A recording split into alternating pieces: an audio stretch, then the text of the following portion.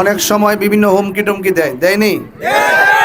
12 তারিখটা গিয়া লোক এরপরে বোঝাই মনে কয়নি কিদারা বাবা কয়নি কয় আমিও বইলা দিয়ে যাই যারা বলছে 12 তারিখের পরে দেখা দিব মানে বোঝা গেল যে জুলুম করব, নির্যাতন করব, হামলা করব, মামলা করব।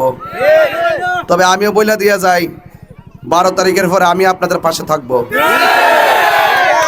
যে আমারে ভোট দিব সে আমার, যে আমার দিত না সেও আমার। এই জন্য প্রত্যেকটা নাগরিককে ইনশাল্লাহ আমি পাশে থাকবো ইনশাল্লাহ। আপনাদেরকে ফালায় যাইতাম না।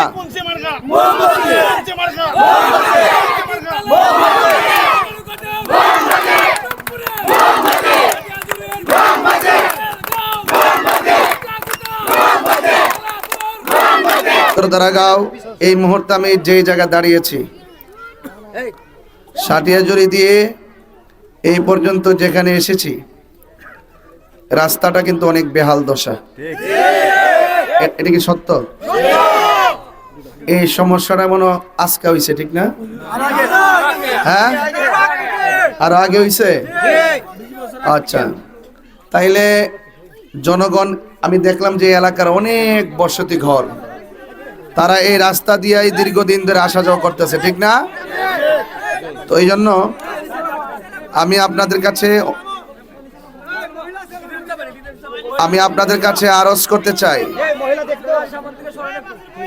যে অবকাঠামো উন্নয়ন যে জায়গায় যত বেশি, রাস্তাঘাট যে জায়গায় উন্নত, সেই জায়গার মানুষ শিক্ষার ক্ষেত্রে তত উন্নত, মানসিকতার দিক দিয়ে উন্নত। আচ্ছা, আপনারা আপনার পিছনে এত লোক দাঁড়া রয়েছে,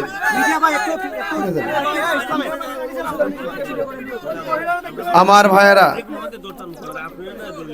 আপনার এই রাস্তাঘাটের বেহাল দশা, এই সমস্যার সমাধান করতে হবে, হবে না? শিক্ষা প্রতিষ্ঠান এগুলো জরাজীর্ণ আছে অনেকগুলো, এগুলোকে উন্নত করতে হবে। এবং পাশাপাশি দারাগাঁও পার্শ্ববর্তী চা শ্রমিকরা, চা বাগান আছে না নাই? অসম্ভব অসাধারণ একটি শিল্প।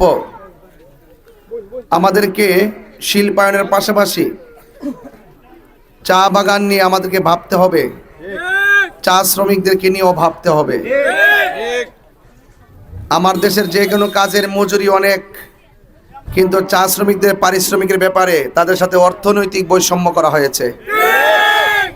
এই বৈষম্যের দেয়াল ভেঙে দিয়ে তাদের ব্যাপারে চিরস্থায়ী সমস্যা সমাধান করতে হবে। এই জন্য আমি আপনাদের কাছে এসেছি, মা বোনদের কাছে এসেছি। আমার মার্কা হলো মোমবাতি। মার্কা কি? মোমবাতি। এই জন্য এই মোমবাতি মার্কায় আপনারা যারা বাজার, আপনার দাঁড়াই দেন একটু, একটু আমি যে একটু দাঁড়াইছি, কেমন যেন লাগতেছে আমার কাছে, এটা আনইজি লাগতেছে। তো আমার মার্কা হলো মোমবাতি। এই মোমবাতি মার্কায় আপনারা ভোট দিবেন। শান্তি সম্প্রীতি লক্ষ্যে আমরা, বিশেষ করে আমাকে যদি আল্লাহ পাক আপনাদের দুয়ার সমর্থনে কবুল করে, আপনাদের পাশে ছিলাম, আপনাদের পাশে আছি, আপনাদের পাশে থাকব। একজন লোক বলছে অনেক সময় বিভিন্ন হুমকি টুমকি দেয়নি? 12 তারিখটা গিয়া লোক এরপরে বোঝাই মনে কয়নি কিদারা বাবা কয়নি কয় আমিও বইলা দিয়ে যাই যারা বলছে 12 তারিখের পরে দেখা দিব মানে বোঝা গেল যে জুলুম করব, নির্যাতন করব, হামলা করব, মামলা করব। তবে আমিও বইলা দিয়ে যাই 12 তারিখের পরে আমি আপনাদের পাশে থাকব। যে আমারে ভোট দিব সে আমার, যে আমার দিত না সেও আমার।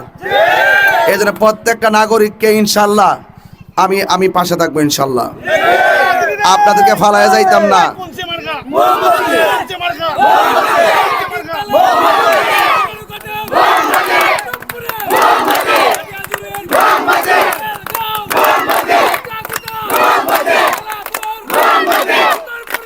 ভাইরা আমার, বাবারা আমার, মা বোনদেরকে